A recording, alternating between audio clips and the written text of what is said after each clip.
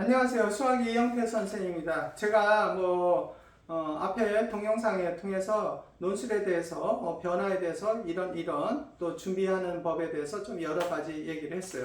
이번에는 선생님이 수리논술 준비법을 좀 얘기할게요. 의학대뿐 아니라 논술은 다 대부분 명문대잖아요. 명문대라고 해볼게요. 명문대 어떻게 준비하냐? 이거 되게 간단해요.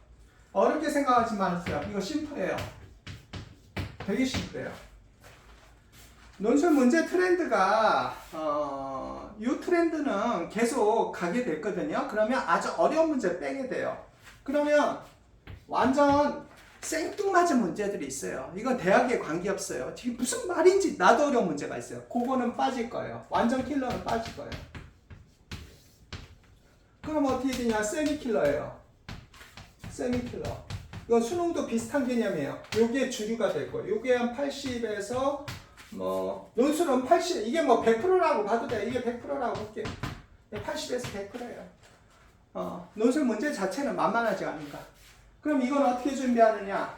그러면 우리 옛날 교과서 문제도 증명 문제 괜찮고요. 증명 문제 자체는 문제 자체가 어렵기 때문에 증명 문제예요. 두 번째는 어떻게 되냐면 대학별 문제 중에서 만만한 문제 자체를 잘 내는 대학이 있어요. 제가 보면 숭실대도 잘 내요. 이대도 괜찮아요. 동국대도 괜찮은 것 같아요. 문제 쉽지도 않아요. 만만하지도 않아요. 그리고 건대도 문제가 약간 바뀌었더라고요. 그럭저럭 괜찮아지려고. 이런 기타 등등 대학이 있어요. 예를 들어서 재작년 홍대 문제 같은 경우는 무슨 생뚱맞은, 제가 봤을 때 그 의학대 애들도 그거 못 풀어. 아니 나도 못 풀겠더라고 솔직히. 무슨 말인지를 모르겠어. 그것도 제한된 시간에 어떻게 풀어. 그런 문제는 안 나와요. 그리고 어느 대 의대죠? 제가 어느 대 의대라고 얘기 안 할게요. 그 의대 문제 그 생뚱맞은 내가 봤었을 때 한 2페이지짜리 문제 의대 문제 있어요. 카톨릭 의대도 문제 좋은 문제도 있었는데 한 문제인가 그런 거야. 그런 생뚱맞은 문제도 안 나와요. 그거. 그러면 좋은 대학 문제를 꼭 이런 대학이 아니더라도 좋은 대학 문제들이 있어요. 대학별로 좋은 문제들이 있어요. 군 문제들이 있어요. 군 문제들. 이 문제를 준비하세요. 그럼 돼요. 새로운 문제 생뚱맞은 거 어디에 만들지 말고 기존에 벌써 논술 같은 경우는 이명박 대통령 때 문제 못 써요. 그거 못 써. 그거는 대학교 문제예요. 진짜 그때 때려보셨어야 됐어. 그 다음에 박근혜 대통령 때 거기서부터 문제가 조금 좀 괜찮아지게 하면서 거기서도 취사 선택을 하시면 돼요. 그 다음에 요새 대학에서 생뚱맞은 문제들이 있어요. 그 교수도 못 풀 거야. 지가 만들었으니까 그렇지. 제 친구들도 교수 있어요. 술자리에서 솔직히 얘기할 거 아니에요. 자, 그러면 우리 이렇게 준비를 하세요. 자, 증명 문제는 준비를 해야 돼요. 증명 문제. 고등학교 과정 만만하지가 않아요. 요거 증명 문제. 그 다음에 숭실대 기타 대학처럼 괜찮은 문제들이 있어요. 이 대학이더라도 문제를 잘 내는 게 있어요. 고려대 세종 같은 경우도 문제 잘 내요. 약대 같은 경우요. 고려대 세종 약대 같은 경우도 문제 잘 내요. 그러니까 대학에서 교수들이 신경 써서 잘 내는 데들이 있어요. 그런 대학 문제를 위주로 준비를 하시면 돼요. 괜히 저도 일본 대학 문제 하도 문제 어렵게 내니까 일본 대학 동경대 문제 갖다가 변형시키고 있는데 그거 필요 없어요. 아주 윤 대통령이 잘한 거야. 난 이거 잘했다고 봐요. 그리고 지금 내가 얘기하지만 지금 제일 꽉 먹는 건 1등급 애들이에요. 얘들한테 연산군이야. 윤 대통령이. 그렇지만 2, 3등급 엄마들도 걱정은 지들한테는 세종대왕이지. 세종대왕.